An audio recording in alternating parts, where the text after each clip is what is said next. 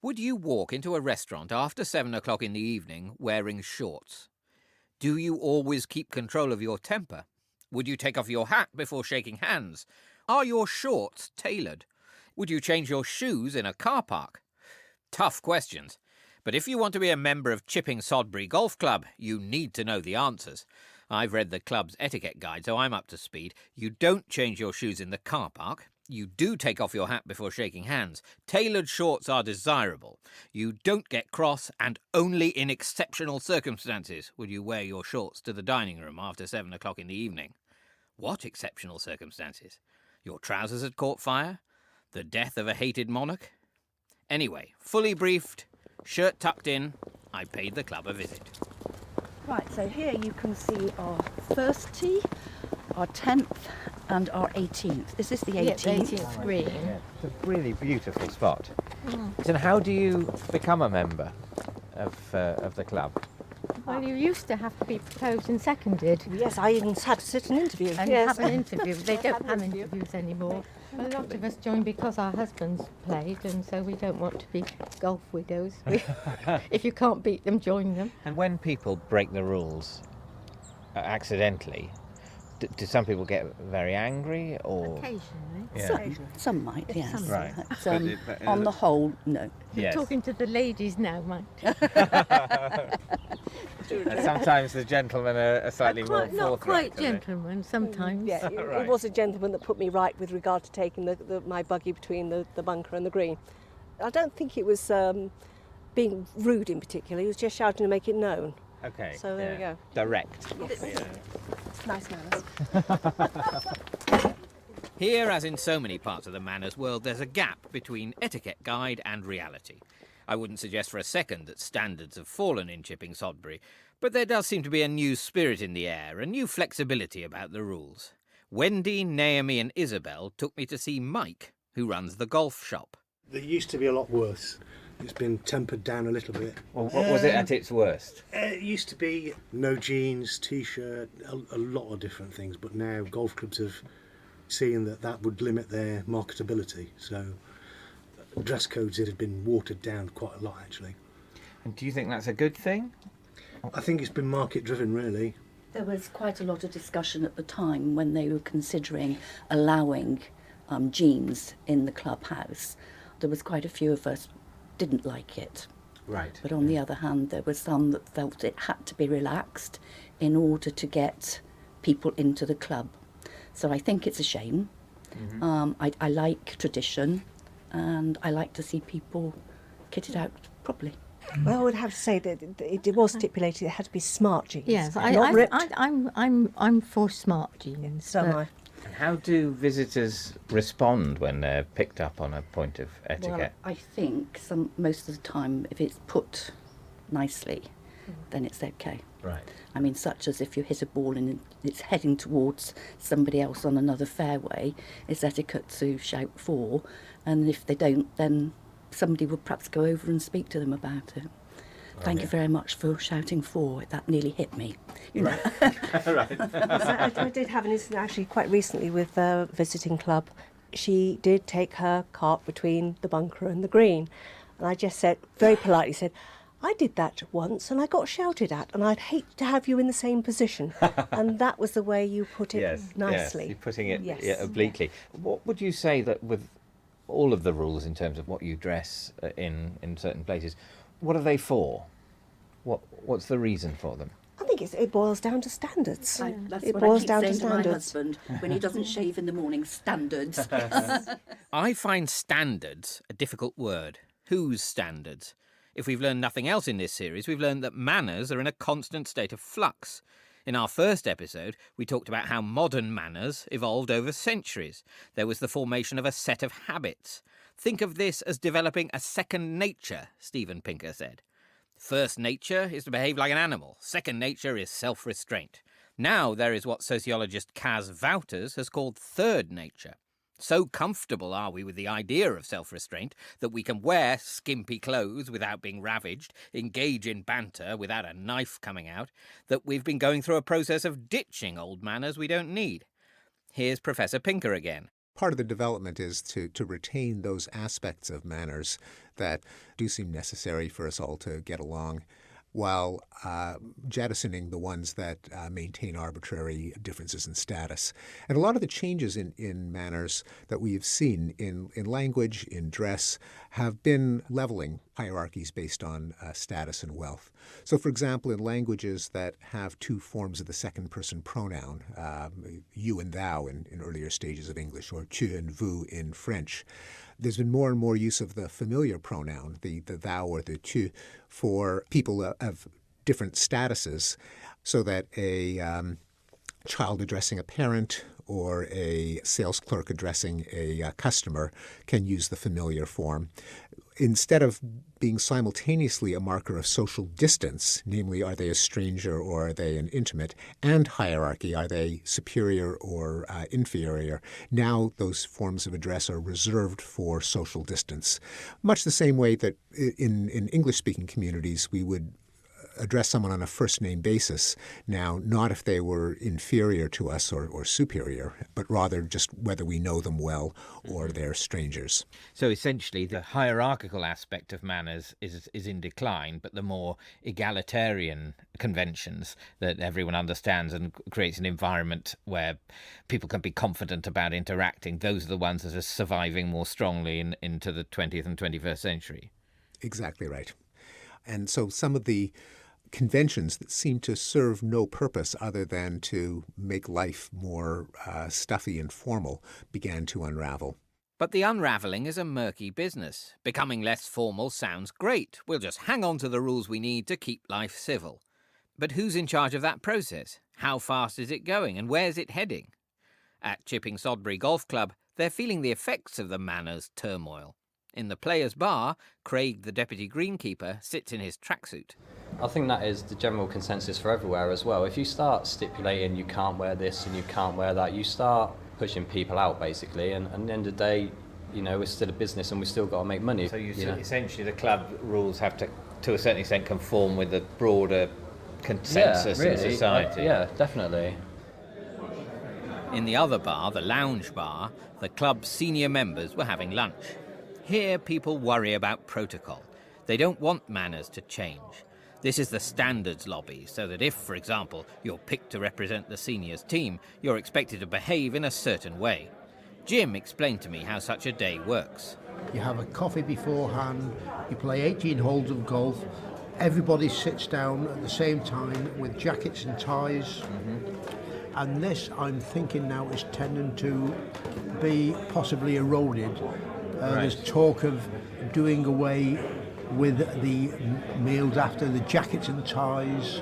Our captain reckons the only bastions of jackets and ties are the Jehovah's Witnesses, bank managers, and senior golfers. So this is what it is now. And I am next year's seniors captain-elect. I would like to retain the ethos of the jacket and tie. I do not want to see it eroded. I think it's the whole ethos of the club. But why is the jacket and tie important to that? Does that make the social encounter more enjoyable because you've dressed up a bit? Yes, yes, you've made the effort. Yes. You have made the effort, full stop. And I think it will go over a period of time. But I think in this club we're trying to dig our heels in. You're the last jacket and tie. It'll be exactly. you and the Jehovah's Witnesses. And the bank managers. Yes, that's what it's all about. But we've actually altered our seniors, the number of games we play next year, to a certain club who are not prepared to stay to the jacket and tie. Right. And we've actually dropped the fixture with them. Which strikes me as a pretty big story. Chipping Sodbury seniors are refusing to play another team because they won't stick to the dress code. Here's John. Well, unfortunately, golf clubs are going the way that the public standards are going, which is downhill, really. But here, you see guys turning up all dressed the same. You enter as a team, and you go through the day as a team. Yes. And it's not dinosaurs. It's just keeping proper standards.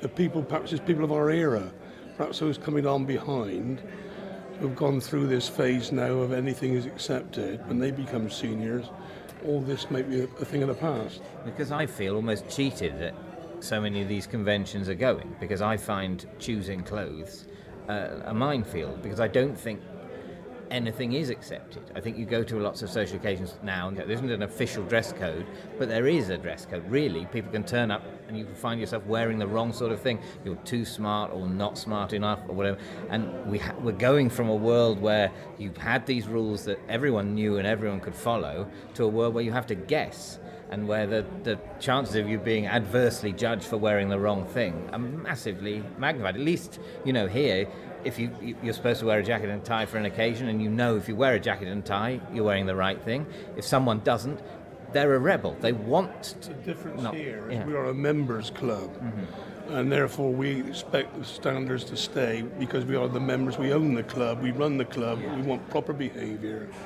You go on to some of these other clubs, and you see people putting back to front baseball caps, football shirts or rugby shirts or camouflage trousers, and it does look absolutely disgraceful to my mind. I'm with them on knowing where you are with the dress code. It saves me the agony of sartorial judgment. But their talk of standards, it's defeatist. They're saying they know they're going to lose, but they're going to stick at it anyway. And this is an obvious theme when you talk to people about manners. There's a lot of people saying things aren't what they used to be. Well, of course they aren't. But there's a definite and pervasive sense that manners have gone into decline. And this is a feeling people have had for a very long time. Here's Henry Hitchings, the writer we interviewed in the first programme. Well, it's very interesting because the literature of manners and commentary on manners, really ever since its beginning, has said everything's going wrong. You look at any point in the past. There's a wonderful book, Philip Stubbs' Anatomy of Abuses, which I think is published in 1579, which is about everything that's wrong with England and in the age of Queen Elizabeth. And it lists all kinds of things that are actually with us still, men having funny hairstyles and wearing too much jewellery. And you would actually think it was a 21st century book if it weren't for the language in some respect. It was a Puritan saying, this is the end of the world because people are doing all these awful things. And at any point in history, people have been saying that. But I don't think that means that one sense that manners are under threat is actually false. I don't want to be the kind of person who says these are the end days. That's not a position I like to be in. I do think one problem we have now is that we have lots of new things to have manners about. Things that have come along quite recently, new communications technologies, things like social media. A friend of the producer posted this on Facebook yesterday. Quote, some moron is typing slowly letter by letter on his phone, and every single letter makes a ping. Ping. Ping. Surely you should have to pass a test first. Arg. Hashtag on the train. It's time to start drawing some conclusions. You've listened to 4 programmes about manners, and you don't want to have to think about them ever again. First, I agree with Henry. There are lots of new things to have manners about. We're at the start of a new age. Etiquette is forming, but it's the early days. I think it'll be very interesting to look back in sort of 30 years' time at how people then view the way we deal with social media and the internet now. And I think very likely people will think that people share their lives to an extent that is madness.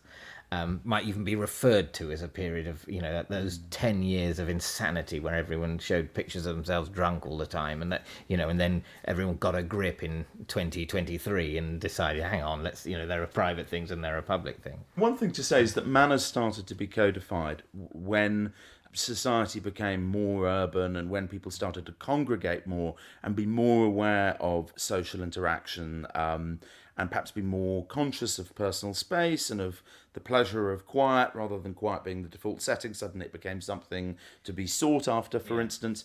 And a lot of the technologies we're talking about actually are very isolating. This isn't obvious, it's kind of counterintuitive.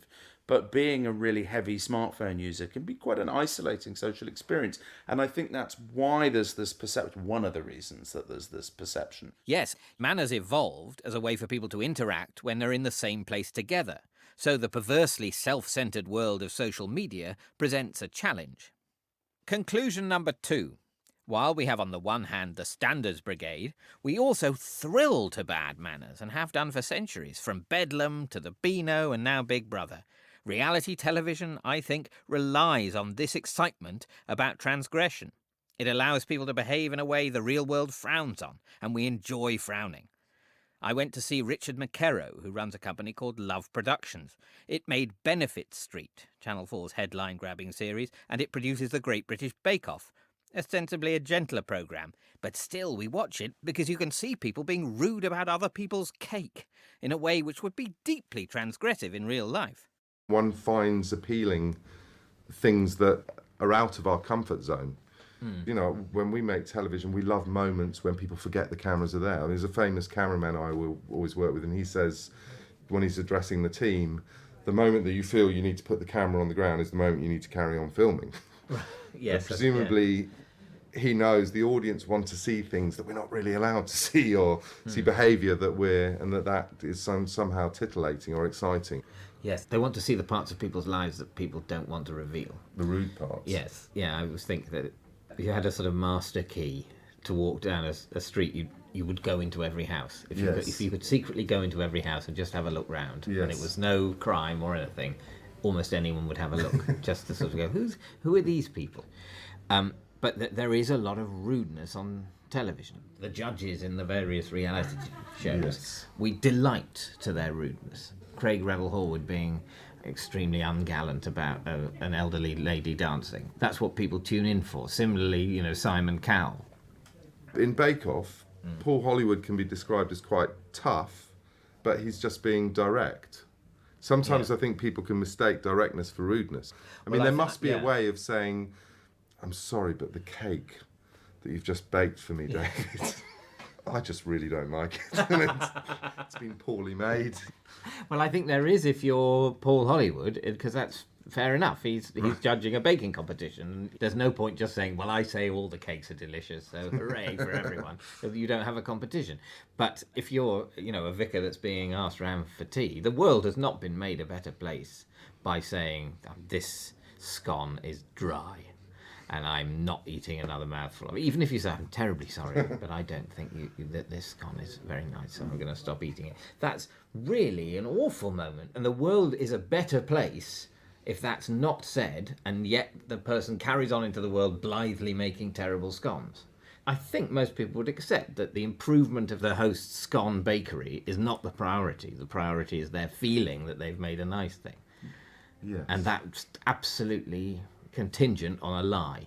So you're saying lying is a necessary... Well, it's a necessary part of manners. There has to be lying and hypocrisy for manners to function.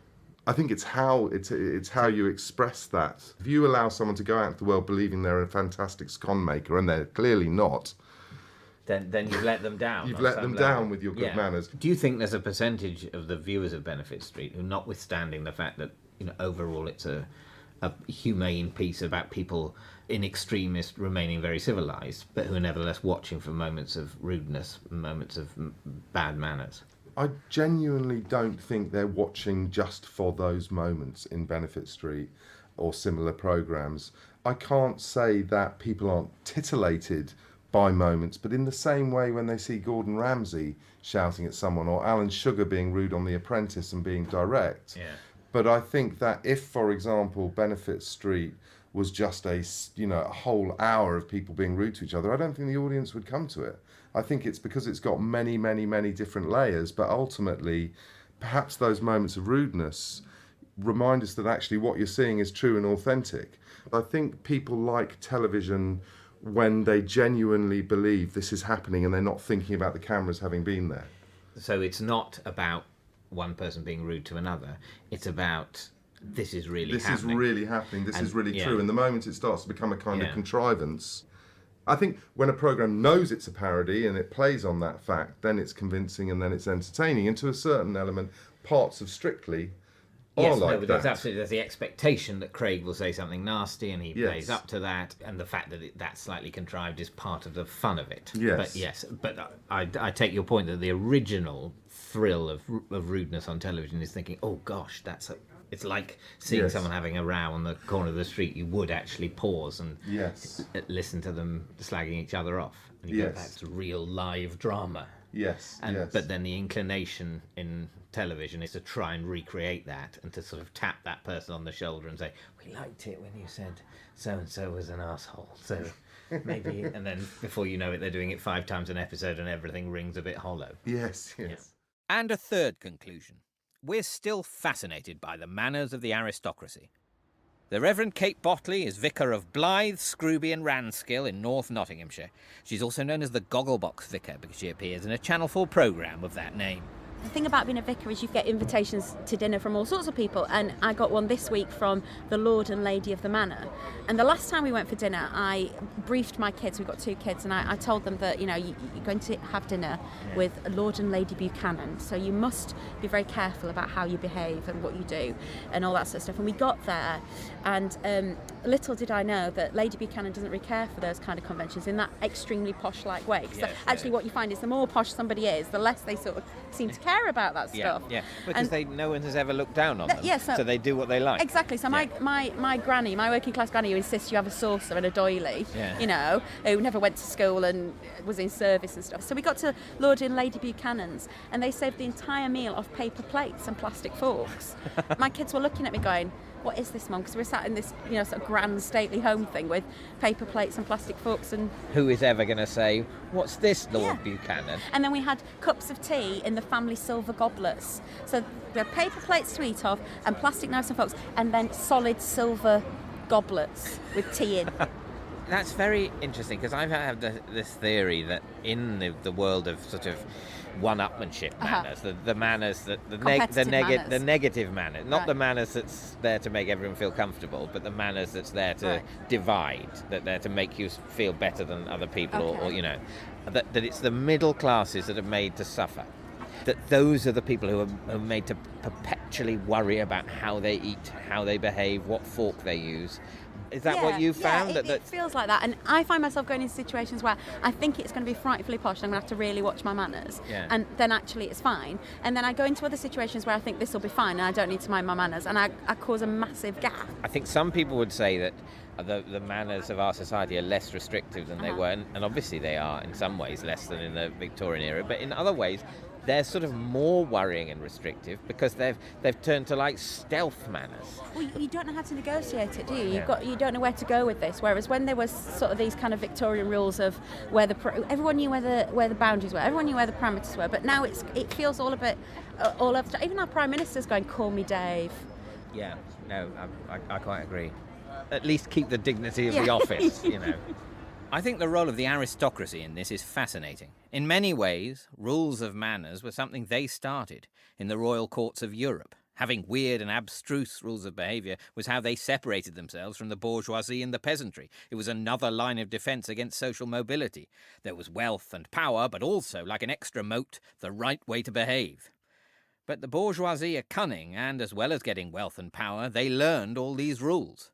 So now the aristocracy, high on social confidence, have abandoned them as stuff and nonsense, the preserve of the snobbish social climber, and they're just using paper plates, because whatever they do is, by definition, pucker. The rest of us remain baffled, but that's not the same as saying manners are in decline. I'm reassured by what I've heard. Manners are surviving because they're being challenged. We have the idea of bad manners, of transgression, only because we still understand the essence of good manners, of civil behaviour. Manners work partly because they can be broken, and they change. We can no longer even conceive of medieval manners, what it would be like to live in a society with so little self-restraint. Remnants of Victorian etiquette still clutter our houses and our lives, but we've left that stratified society way behind too. We've passed through the 60s informalisation bit, the slightly clunky political efforts at manners enforcement of the 1990s and early 2000s, and are embarking on this new digital age. And this bit I'm less confident about. But that might be because of who I am, how old I am, and where I'm from. But it's all up for grabs.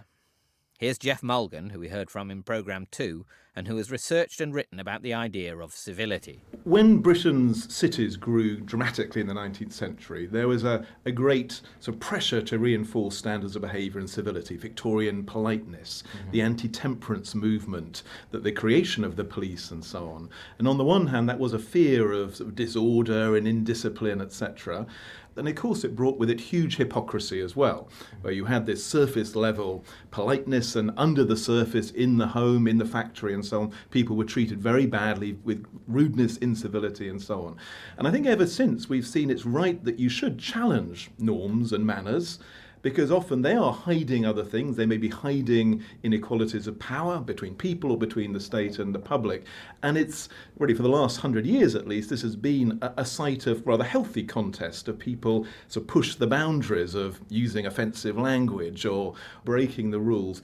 But always we then have to come back to ask ourselves, what are the rules we would like to sustain? Because a society with no rules, a society where it's okay to jump to road rage or air rage or to treat people with disrespect, will be a hell, will be almost the opposite of a utopia.